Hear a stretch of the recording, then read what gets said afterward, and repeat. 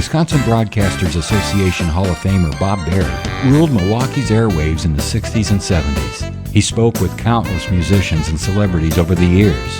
Bob collected remarkable recordings of these encounters, which he's now sharing with the public. Here's Bob. Actor Robert Stack appeared in over 40 feature films. He was nominated for an Oscar for Best Supporting Actor in the movie Written on the Wind. Stack also appeared in the classic comedy hits Airplane and Caddyshack. He was probably the best known for his role as Elliot Ness in the popular TV series The Untouchables. And for that, Robert won the Primetime Emmy Award for Outstanding Lead Actor in a Drama Series. He'll reveal some of the untouchable behind-the-scenes antics, and he has some advice for want-to-be actors. Oh, Robert? Yes. Bob Berry. Hello, Bob Berry. How are you? I am fine. Good. Hey, this is really a treat for me. I watched every one of your Untouchable episodes. Are you sick of people talking about Elliot Ness? No. You know, that show was a surprise show, and it never should have been on the air, and nobody wanted to do it, and it kind of happened all by its lonesome, and I don't know. It's just I look upon the thing as part of TV history, and as long as you don't call me Al Capone, I'm all right.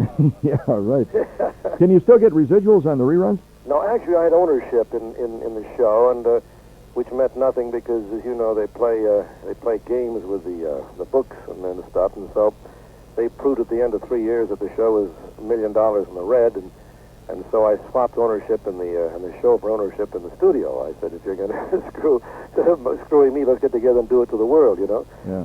So the answer to your question is I wound up with about 15 cents, but ownership, as you probably know from actors' point of view, is dependent upon who marks the card, and it's residuals you don't usually get unless you're sort of a day actor. Normally you try for a percentage of the ownership. The Untouchables was one of the violent shows of its time. What about violence on TV? How do you feel about it? I don't know. You know, violence of its time, you take a frame of reference. You take, remember now, Elliot Ness and the rest of those guys were precursors of Bloody Harry, or Dirty Harry, and the Magnificent Seven and stuff like that. You wind up with a guy who's really a vigilante, Ness, and 7 other guys, and you put them against the dirty rats. Now, if you don't show evil as evil, then you've got no place to go with good. And this was a pretty terrible time, you know, with St. Valentine's Day and putting guys in cement blocks and stuff. Well, I mean, how are you going to do that? You can't do it over soft music and maybe peggy lighting. Either you tell the story the way it is, otherwise there's no point in even trying. We had a lot of newsreel footage on the show, and it had a real smell of realism. I think it's a matter of taste as to how clinical you get. But in general, violence doesn't disturb me as long as there is a point of view, as long as the good guy wins, you know? Yeah. You can't do howdy-doody all day long, you know? Yeah, right. The answer to that, I think, is the fact that win, lose, or draw right now, Rambo's making $50 million a day, and you got the thing called Miami Vice where everybody kills everybody else. So I think to talk about violence is really too simplistic. I think you have to, first of all, find out, does the show have a point of view? Does it say something? Does it talk about 7 guys' courage against the Capone mob, or is it just a bunch of guys killing each other for no reason? Yeah. Where did you film the Untouchables? We shot them on the back lot of what used to be the old Selznick Studios, where they shot Gone with the Wind. And we had a 40-acre back lot, which was pretty much dedicated to building up a mock Chicago. We had a small Chicago. We changed the dressing in the various streets and stuff, and of course we couldn't go outside because they had television antennas and stuff, and you had to either shoot against a blank wall, and you'd have to have old cars and stuff, and here we could pretty much control what we had to with our own little Chicago city, and so we blew that up regularly every night. Do you have a favorite story from all the episodes that you made? There are many weird ones. One in particular, I think, was the pilot. We were dealing with unknown quantities, and because the ironic part of the whole thing was that at the same time that we were talking about the mafia, and they call omerta, which is the law of silence, the FBI came out and said there's no such thing as a mafia, it doesn't exist, and we felt like real dummies because by and large we sort of knew it happened, and by the same token, why would the FBI say it wasn't? Well, coincidentally, with our doing the show, they were setting up the Appalachian meeting, and they didn't want any info going out about the hoods. They wanted to catch up and nail them the way they did in the Appalachian, where they nailed all those heads, if you remember, the crime syndicates. Mm-hmm. But there was one sequence in particular called "A Kiss of Death," where you had a fellow called Frank Dakota, who really had a wonderful character, really mean, ugly face. And then you had Neville Brand, who played Capone. And in the sequence, being called "A Kiss of Death," actually Capone kisses Dakota on the mouth, which is called a Bacio de Morte, which means this man has been singled out to go out and kill. Mm-hmm. And when I saw that in the script, a couple of guys were fairly naughty on the set. One of them told Dakota that Neville Brand was gay, and someone told Neville Brand that Dakota was gay. Oh, geez. And it was an eerie sequence, but the ironic part of the whole thing was when finally Capone tipped his hat back and kissed this guy on the mouth, instead of being laughs, it was the most eerie, if you remember the show, the most eerie kind of spine-tingling sequence, because it was just plain out and out death, you know. Yeah. And that, of course, is one of the main traditions of the mafia. This is Sure. what they do before they send what they call a soldier out to kill someone. We had a lot of crazy things happen. We had guys come out there who didn't know how to handle anything from New York, you know, some of the New York.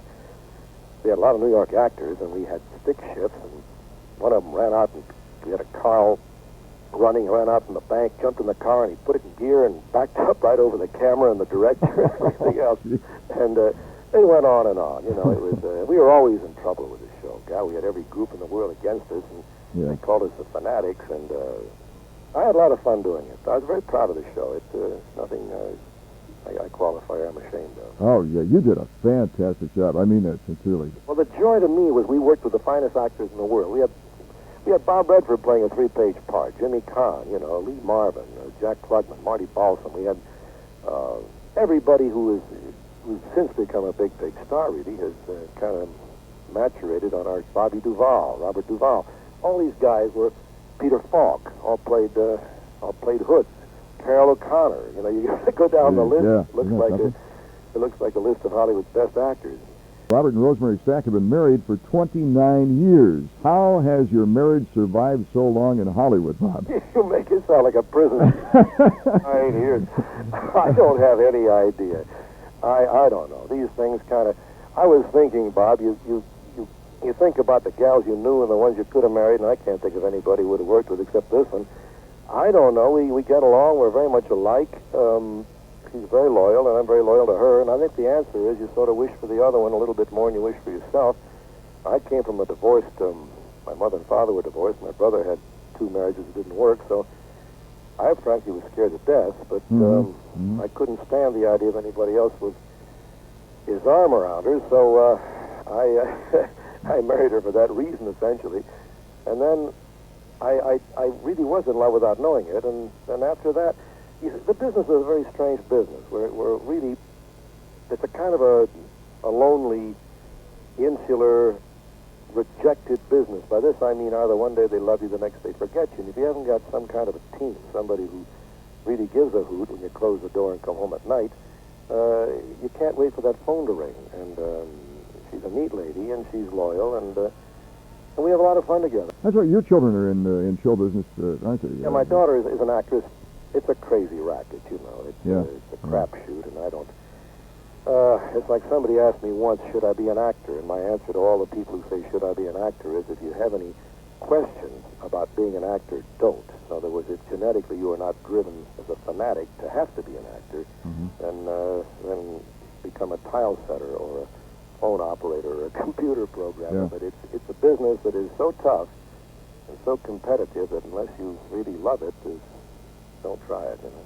Sounds great. Well, I'll tell you, life for you sounds terrific. Don't you have any problems at all? Well, no, you know, everybody has problems. Everybody has sickness, illness. Friends of yours die, and you know, it's not an easy business. Read, if you want to, sometime depress yourself. Read a thing called The Rise and Fall of the Love Goddesses, which takes all the various major actresses in the past 20 or 25 or 30 years. And I don't mean to be depressing, but it's a profession.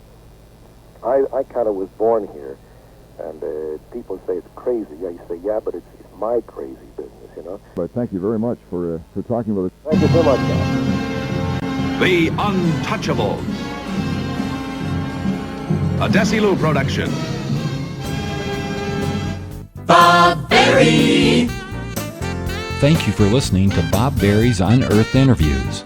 Be sure to subscribe and rate our podcast on iTunes or wherever you find your podcasts. You can find all the episodes at WisconsinBroadcastingMuseum.org. Check out Bob Berry's book, Rock and Roll Radio Milwaukee. Book sale proceeds support Angels Kids Fund and Donate Life Wisconsin. The preceding program was made possible by a generous contribution from Terry Bond.